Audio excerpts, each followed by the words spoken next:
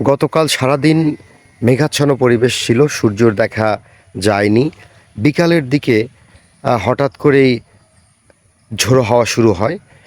নওগাঁ জেলার প্রায় সবকটি উপজেলাতেই এরকম আবহাওয়া বিরাজ ছিল এবং ঝোড়ো হাওয়ার সাথে সন্ধ্যার পর থেকে কিন্তু বৃষ্টি দেখা মেলে এবং বৃষ্টিপাত হয়।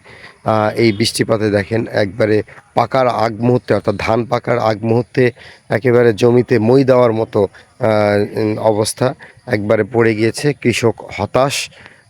এই ধান যদি আর একটু বৃষ্টি পায় তাহলে কিন্তু এই ধান থেকে গাছ, অর্থাৎ ধান থেকে চারা গজ চারা সৃষ্টি হবে বা চারা তৈরি হবে। এই যে দেখেন কি অবস্থা। আল্লাহ সবাইকে হেফাজত করুক।